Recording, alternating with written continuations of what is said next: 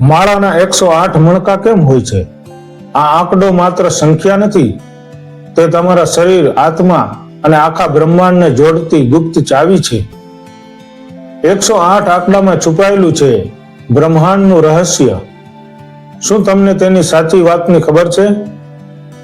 આ એક આંકડો તમારા જીવનને બ્રહ્માંડ સાથે જોડે છે. એ આંકડો એ છે 108. નમસ્કાર દોસ્તો, મારી ચેનલમાં તમારું સ્વાગત છે. મારી ચેનલમાં નવા છો તો મારી ચેનલને લાઈક કરો, શેર કરો અને સબસ્ક્રાઈબ કરો. તો ચાલો શરૂ કરીએ આજની વાર્તા. 108 માત્ર આદર્શ અંક જ નથી, પણ પાર્થિવ દેહ અને અપાર્થિવ બ્રહ્માંડીય ઉર્જા વચ્ચેનું સેતુ છે. તમે ક્યારેય મંદિરમાં પ્રગટાવેલા દીવા સામે બેસીને માળાના મણકા ફેરવ્યા હોય તો તમને ખ્યાલ હશે કે તેની સંખ્યા 108 હોય છે. માળાના 108 મણકા માત્ર તમારી આંગળીઓને જ નહીં, આત્માને પણ સ્પર્શે છે. 108 નું એટલું તે શું મહત્વ છે? કેમ આ જ આંકડો અને બીજો કોઈ નહીં? ભારતીય કલ્પનાઓમાં આંકડાઓ માત્ર ફળદાયક જ નથી હોતા, તે કોસ્મેટિક કોડ, અર્થસભર, સૂચક અને ગાણિતિક હોય છે. ખાસ કરીને 108 એ સંખ્યાથી વિશેષ એક માર્ગ ખુલ્લો કરનારી ચાવી છે. સાંખ્યિક રીતે મંત્ર છે. આપણે શરૂઆત કરીએ તારાઓથી. વિચિત્ર લાગે એવી બાબત છે કે સૂર્યનો વ્યાસ પૃથ્વીના વ્યાસ કરતાં લગભગ 108 ગણો વધારે છે અને પૃથ્વી તથા સૂર્ય વચ્ચેનું અંતર સૂર્યના વ્યાસ કરતાં 108 ગણું વધારે છે. એ જ રીતે પૃથ્વીથી ચંદ્રનું અંતર પણ ચંદ્રના વ્યાસ કરતાં 108 ગણું વધારે છે. આ ભૌમિતિક બાબત આકસ્મિક નથી. તેની વચ્ચે દૈવી સંતુલન છે, ઐક્ય છે. જે સૂર્ય અને ચંદ્ર એક રેખામાં આવે ત્યારે બનતી ગ્રહણ જેવી ઘટનાના આપણે સાક્ષી બનાવે છે. તો શું 108 ની સંખ્યા બ્રહ્માંડને પ્રતિબિંબિત કરે છે? આ શું કોઈ આકસ્મિક છે? આપણા ઋષિઓ આવું વિચારતા નહોતા. વૈદિક વિચારસરણી અનુસાર આ કોઈ અવ્યવસ્થિત એકસૂત્રતા નથી. તે બ્રહ્માંડીય નિયમ છે જે સમગ્ર બ્રહ્માંડમાં સમાયેલો છે. આ નિયમ માત્ર શારીરિક નહીં, આત્મિક ઐક્ય ધરાવે છે. 108 ના લય સાથેનું જીવન એટલે બ્રહ્માંડના લય સાથેનું જીવન. ભારતીય શાસ્ત્રીય નૃત્યમાં, ખાસ કરીને ભારતનાટ્યમ, કુચીપુડી અને ઓડિશામાં નાટ્યશાસ્ત્ર ભરત મુનિએ દર્શાવેલ કલાના પ્રકાર 108 કરણ દર્શાવ્યા છે. આ પણ માત્ર શારીરિક મુદ્રા નહીં, તે એક નિશ્ચિત પોસ્ચર છે.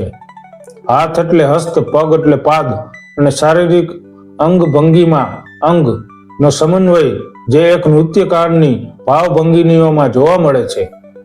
દરેક કરણ બ્રહ્માંડીય ક્રિયાથી અતિ સૂક્ષ્મ કૃતિ છે. કૃતિના લયનું આંતરિક પ્રતિબિંબ સંરક્ષણ અને એકાત્મકમાં છે. નાટ્યશાસ્ત્ર પ્રકરણ 4 અનુસાર ભગવાન નટરાજના આનંદ તાંડવમાં આ અંગ ભંગીમાં જોવા મળે છે, જે બ્રહ્માંડને ગતિશીલ રાખે છે. આમ 108 માત્ર આદર્શ અંક નથી, પણ પાર્થિવ દેહ અને અપાર્થિવ બ્રહ્માંડીય ઉર્જા વચ્ચેનો સેતુ છે. યોગિક પરંપરામાં કહેવાયું છે કે 108 પીઠ એટલે દેવી શક્તિ પીઠ, ઉર્જા કેન્દ્રો પૃથ્વી અને શરીરમાં રહેલા છે. હઠ યોગ પ્રદીપિકા અનુસાર શરીરની નાડી હૃદય ચક્રને આવરી લે છે અને તેની સંખ્યા 108 છે, જે આપણને દિવ્યતા સાથે સાંકળે છે. જ્યારે કોઈ યોગી 108 વાર એમનો ઉચ્ચાર કરે અથવા સૂર્ય નમસ્કાર કરે ત્યારે તે માત્ર પુનરાવર્તન નથી કરતા, બલકે તે આંતરિક રીતે બ્રહ્માંડ સાથે ઐક્ય સાધે છે. માળાના 108 મણકા માત્ર ગણતરી કરવા માટે નથી, પણ એક સંપૂર્ણ સર્કિટ છે. પરાવર્તનનું એક ચક્ર છે. તમે એક પોઈન્ટથી શરૂ કરો અને જ્યારે 108 સુધીની ગણતરી કરો ત્યારે તમારામાં કંઈક પરિવર્તન થાય છે. ભારતીય જ્યોતિષ શાસ્ત્રમાં પણ આ આંકડાનું મહત્વ જન્મકુંડળીના 12 ખાના અને 9 ગ્રહો સાથે મળીને દર્શાવાયું છે. ગણતરી કરી જોઈએ. 12 ગુણ્યા 9 બરાબર 108. સમયનું ચક્ર પણ અનેકવાર ફરીને આ જ આંકડો દર્શાવે છે. આપણા ઉપનિષદો જેમાં ગુરુ શિષ્ય વચ્ચેનો સંવાદ છે, તેની સંખ્યા પણ 108 છે. જેમાં વેદથી લઈને આત્મા સુધીની વાત છે, હારનું દરેક મોતી સત્ય તેનું છે. સતપથ બ્રાહ્મણના કહેવા મુજબ એટલે કે શરીર મુખ્યત્વે 108 અંગેનું બનેલું છે. એટલે કે માનવ શરીરમાં 108 સાંધા છે, જે તમામને 108 વાર બોલીને એકતા સાધી શકાય છે. મહાભારત ધર્મ અને અધર્મ વચ્ચેના યુદ્ધમાં પણ પરંપરાગત રીતે 18 પર્વ છે. ભગવદ્ ગીતામાં પણ 700 શ્લોક સાથે 18 પ્રકરણ છે. હવે અહીં સહેજ અટકીને વિચારવો તો 108 નો 18 અને 9 બંનેથી ભાગાકાર કરી શકાય છે.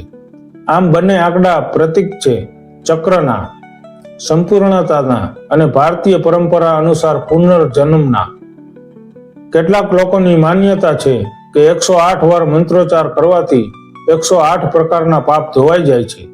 કેટલાકનું કહેવું છે કે તેમાંથી મનમાં રહેલી 108 લાગણીઓ શુદ્ધ બને છે. માન્યતાઓ ગમે તે હોય, પણ તેની અસરકારકતા પરાવર્તન છે તે યથાવત છે. આજના ગતિશીલ અને વિજ્ઞાનના યુગમાં પણ આંકડાના જાદુ વિશે વાત કરવાનું થોડું વિચિત્ર લાગે, પણ ભારતના કાયમ એવી સ્થિતિમાં રહે છે જ્યાં મંત્રોમાં પણ ગણિત છે, દાર્શનિકતામાં જ્યોતિષ શાસ્ત્ર છે અને શરીર એ બ્રહ્માંડનું મંદિર છે. તો હવે પછી જ્યારે પણ તમે માળા ફેરવીને મંત્ર જાપ અથવા 108 વાર નમસ્કાર કરો અથવા આ આંકડો જુઓ કે મંદિરમાં જાઓ ત્યારે થોડા થોભજો, તેના વજનનો અનુભવ કરજો. તે બ્રહ્માંડ સાથે તાદાત્મ્ય સાધે છે. 108 એ માત્ર આંકડો નથી, તે આમંત્રણ છે, એક સુરતતા છે, જાગૃતિ છે, સ્મૃતિ છે.